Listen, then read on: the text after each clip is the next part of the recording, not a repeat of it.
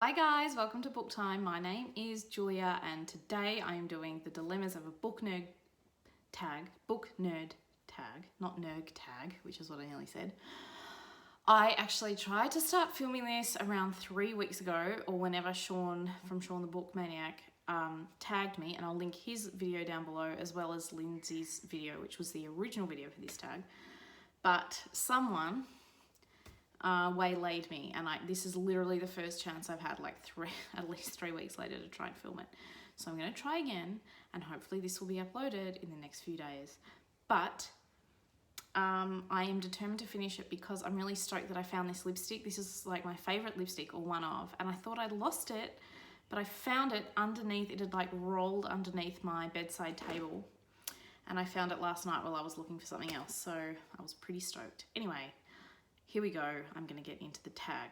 The first question is, how do you store and organize your books? So I have done a video on this, which I will link down below. Basically, I have a few bookshelves around my house. So I have my main bookshelf in my living room, which is mostly fiction with a bit of non-fiction, and that is arranged by country. So I've got a big Australian section, a fairly big American, like North American section, and then a UK section, and then a translated section, and within all those sections they are alphabetized. I think I have my classics separate because they look pretty with matching spines, but anyway, I'll link the video I've done on that below, which goes in more detail about it. And I also talk about this bookshelf here to my right, which is my PhD related bookshelf. I've got like a fantasy sci-fi one downstairs. We've got a cookbook slash coffee table book slash architecture books. My husband's an architect, so he has a lot of architecture books. A shelf containing all of those, and then I have like 10 boxes of books in the storeroom under my house, which I really need to go through because who even knows what's in there. So yeah, I'm as organized as I can be, but surrounding me, where I try and film most of my videos, are so many piles of books that don't have homes. So that's the constant struggle, because I'll get books or take books off my shelf to talk about them and then forget to put them back on. And then my bookshelf will get, like, I'll put other things back in their place. Anyway, I'm sure you understand. It's hard to keep a consistent system all the time. The second question is, how do you keep track of what books you've read and that you own? So I use Goodreads, really. I've been using Goodreads for a few years. Before that, I had another book app on my phone, but it wasn't as useful as Goodreads, and you couldn't share with, like, you didn't have friends and stuff, so you couldn't interact with other people. So Goodreads is good. I don't actually have any comprehensive system of recording all the books that I own. I just use Goodreads to record what I've read, and BookTube too, because I do wrap-ups and stuff. Dilemma number 3 is, do you lend your books out? I do lend my books out. I have a few good friends who read a lot, and we often swap books. It means we don't have to buy as many or find as many at the library, and we're good at giving them back to each other. I don't even mind if it's a book that I didn't love and that I don't necessarily care if I get back or not. I don't mind lending it to other people and then passing it, like they can pass it on to someone else or give it away, because I like the idea of, you know, a book being able to be read by many different people instead of just sitting on my shelves gathering dust. So yeah, I lend my books out. I have some very special favorite books that I might not, like some of my middle grade series that have really beautiful hardbacks with beautiful dust jackets and end papers, stuff that is like beautiful objects that I like looking at and collecting. I probably would be a bit more hesitant to lend out, but generally I don't mind. Dilemma number 4 is, how do you buy or acquire your books? For buying books, I would say primarily at bookstores, independent bookstores in Melbourne, because we've got so many of them here and a lot near my house. So Readings Bookshop is probably the main one. That's a big independent bookstore with a really great collection, but then there are a bunch of smaller ones around where I live that I use as well. There are also a lot of really good secondhand bookstores that have a high turnover of new releases or just classics or anything really, but they just have a really good selection. So I use secondhand bookstores a lot too, and I also use the library all the time.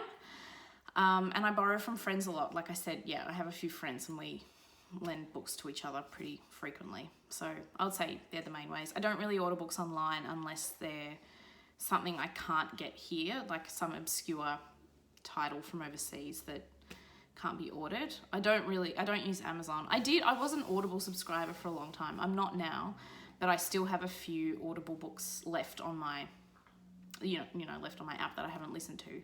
Oh, and Kindle. I do have a Kindle, so I do buy those books from Amazon, but my Kindle is primarily like academic books that I can't get at the library or that I can get at the uni library, but I need to use them a lot. So I just buy myself a copy on Kindle because they're so expensive to get a hard copy. It might be like $100 for an academic book, so plus postage if I have to get it from the States because I'm writing about American literature.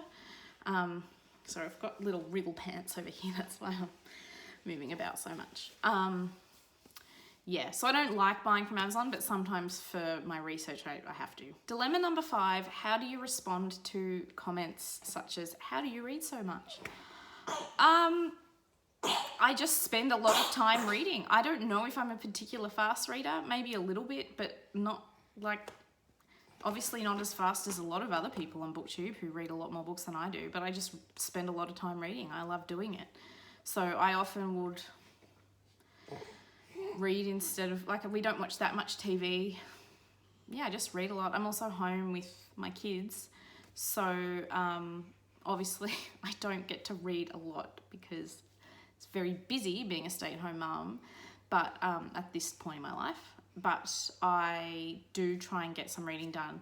So some days I have Harry at home while my daughter is at daycare, and on those days during his naps I make sure I read just to get a bit of extra rest in and relaxation in while I can. Dilemma number 6, how do you choose your next read?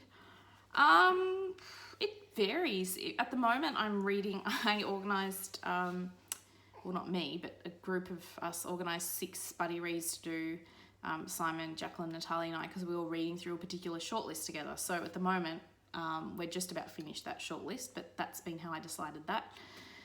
If I'm doing buddy reads, obviously that's what I read, or a shortlist, or picking by whim I try to do sometimes. Often it's dictated by what I've got out from the library and what needs to be returned soon. I don't have any one particular way.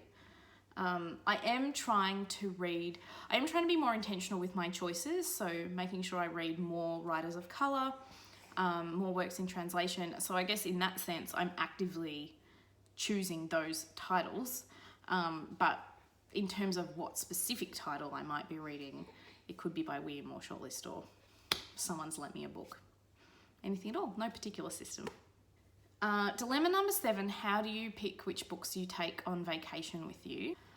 Again, mostly I would say for vacation I want to bring books that aren't too long, or if they are long, that aren't too complex. So I don't want anything with like a super dense prose style or that's too serious. I don't mind serious, but that's too like heavy and depressing and dense. I suppose for vacation or holiday reads I choose a lot of crime novels, or often I'll read YA or middle grade, or just other stuff I have that I know won't be too taxing, I suppose, while I'm on holidays. Dilemma number 8 is about annotation. Do you highlight or mark your books in any way? Some of them I do. The books I write about for my PhD I do. This is my copy of Suttree by Cormac McCarthy, which is like every single page is just covered in scribbles. Then I've got, what's another one? Yeah, and that's got loads of tabs in it. Well, I think I took a lot of the tabs out, but yeah, my PhD ones are absolutely ravaged. But generally, no. I often find bits in books and I'm like, oh, I should mark that down, but I never think to do it while I'm actually reading. So, no, but I would like to maybe start trying to find a way of writing down particular pages or quotations that I like. Dilemma number 9, what do you prefer, new books or backlist? No preference. I like reading new books. I think probably since starting BookTube I read more new books just because when you do a buddy read, it's often around a new book that's coming out. There's more hype around new books, so you're more likely to pick them up at the library or whatever, but yeah, no preference. Often with some authors, if they're established and they've been writing for a long time, often their more recent books will be maybe more sophisticated or better, you know, they will have matured in their style and craft, but not always. So yeah, often I like backlists because they're a bit more obscure and I might not have heard as much about them, and you can be really surprised, but you can also be really disappointed, as you can by new books, surprised or disappointed. So yeah, no preference really for me on that one. Do you read books as they are released or wait for an entire series to be, series to be released before reading them or buying them? Neither.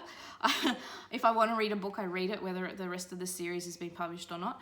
Probably the former. Like, I don't think I would bother waiting for a whole series to be published before reading it, because then if you don't like the first one, you've kind of waited around for nothing, because you're not going to read them. Like, I don't often finish series if I don't like them. But for buying them, it does annoy me when, you know, the third book or fourth book in a series is published in a different format or edition to the previous ones, because then they don't match and look pretty on your shelves. That bugs me.